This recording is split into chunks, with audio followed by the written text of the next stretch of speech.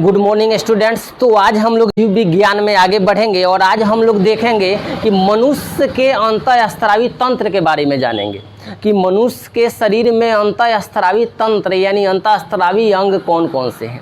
तो मानव शरीर में पाई जाने वाली प्रमुख अंतःस्रावी ग्रंथियों को जानेंगे कि वो कौन कौन सी ग्रंथियाँ हैं, प्रमुख ग्रंथियाँ हैं जिससे अंतःस्रावी ग्रंथियाँ कहते हैं, जिससे हार्मोन रिलीज होते हैं, स्रावित होते हैं।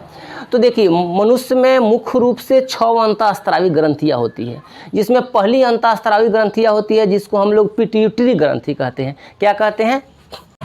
पिट्यूटरी ग्रंथि। देखिए, ये पहली जो ग्रंथि होती है मानव शरीर के अंदर, वो पहली ग्रंथि होती है जिसको हम लोग पिट्यूटरी ग्रंथि कहते हैं। और आप लोगों को पता भी होगा कि इस पिट्यूटरी ग्रंथि को मास्टर ग्रंथि भी कहा जाता है। आपको पता है इस पिट्यूटरी ग्रंथि को मास्टर ग्रंथि क्यों कहा जाता है? क्यों कहा जाता है इसको मास्टर ग्रंथि? तो जान लीजिए कि इसको मास्टर ग्रंथि क्यों कहा जाता है। इसको मास्टर ग्रंथि इसलिए कहा जाता है कि जितने भी शरीर में अंतःस्रावी ग्रंथियां हैं, उन सभी अंतःस्रावी ग्रंथियों को नियंत्रित करने का भी कार्य यही ग्रंथि करती है। इसलिए पिट्यूटरी ग्रंथि को मास्टर ग्रंथि भी कहा जाता है। आपको पता होना चाहिए, ये जो पिट्यूटरी ग्रंथि होती है, यह पिट्यूटरी ग्रंथि कपाल के स्फेनॉइड हड्डी, कपाल में एक हड्डी होती है जिसको हम लोग स्फेनॉइड हड्डी कहते हैं। कपाल के अंदर एक हड्डी होती है जिस हड्डी को हम लोग स्फेनॉइड हड्डी कहते हैं। उसी हड्डी में एक गड्ढे के अंदर स्थित रहती है कौन? मास्टर ग्रंथि यानी पिट्यूटरी ग्रंथि। और यह पिट्यूटरी ग्रंथि को ही मास्टर ग्रंथि कहा जाता है। तो जान लीजिए, मास्टर ग्रंथि के कार्य की बात करें कि मास्टर ग्रंथि का कार्य क्या है। तो देखिए, मास्टर ग्रंथि का कार्य क्या होता है, यानी पिट्यूटरी ग्रंथि का मानव शरीर में कार्य क्या है? तो कार्य यह है कि यह वृद्धि को नियंत्रित करता है। पिट्यूटरी ग्रंथि होता है, यह पिट्यूटरी ग्रंथि वृद्धि को, यह शरीर में जो वृद्धि होती है तब वृद्धि को ये नियंत्रित करने का कार्य करती है। देखिए, वृद्धि को नियंत्रित करती है।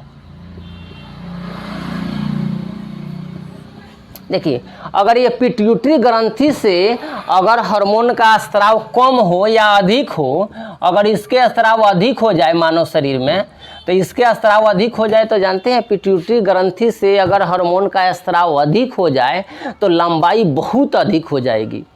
लंबाई में जो वृद्धि है वह काफ़ी बढ़ जाएगी। लंबाई ज़रूरत से ज़्यादा बढ़ सकती है, ऊंचाई, और हड्डियाँ भारी और मोटी हो जाती है। किसके कारण? अतः पिट्यूटरी ग्रंथि के अधिक स्राव, यानी पिट्यूटरी ग्रंथि अगर अधिक हार्मोन को रिलीज कर दे तो शरीर की जो वृद्धि होती है वो अनियंत्रित हो जाती है, यानी काफ़ी लंबी हो जाएगी और हड्डियाँ मोटी हो जाएगी, भारी हो जाएगी।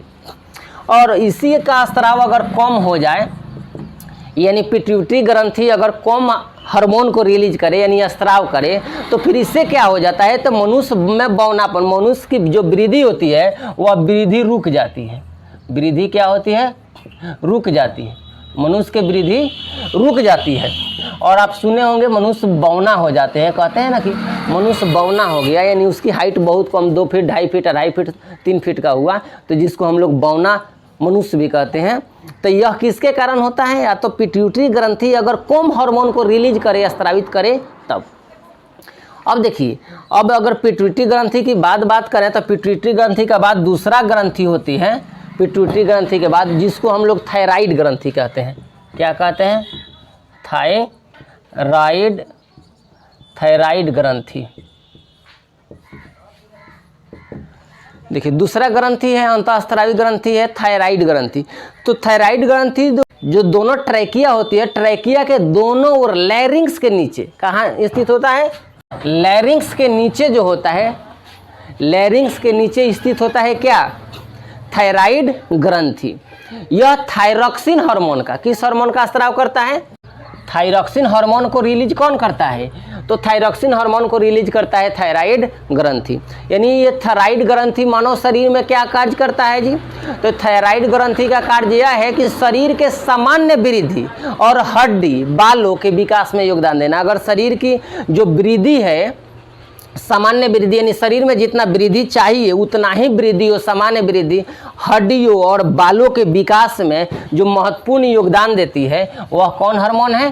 Thyroxine hormone. और यह थायरॉक्सिन हार्मोन किससे रिलीज हो रही है? तो यह हो रही है थायराइड ग्रंथि से ये रिलीज हो रही है, यानी इसका स्त्राव हो रहा है। अब तीसरे ग्रंथि की बात करें कि तीसरा अंतःस्त्रावी ग्रंथि कौन सी है, तो देखिए तीसरा अंतःस्त्रावी ग्रंथि है जिसको हम लोग पाराथायराइड क्या कहते हैं?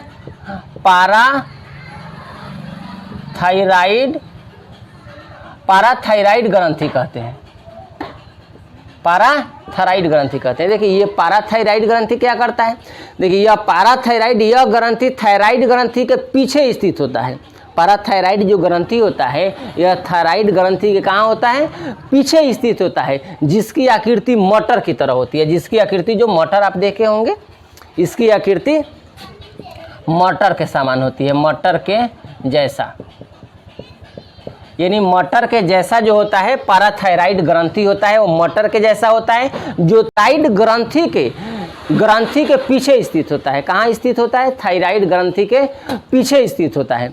इसकी आकृति मटर के जैसा होती है और इसका कार्य भी हम लोग जान लें कि पाराथायराइड ग्रंथि का कार्य क्या है। पाराथायराइड ग्रंथि क्या करता है? तो यह रक्त में कैल्शियम की मात्रा को, जो रक्त होता है, ब्लड होता है, वो ब्लड में यानी रक्त में जो कैल्शियम होता है, रक्त में जो कैल्शियम होता है, उस कैल्शियम के मात्रा को नियंत्रित करने का जो कार्य करता है उसको हम लोग क्या कहते हैं?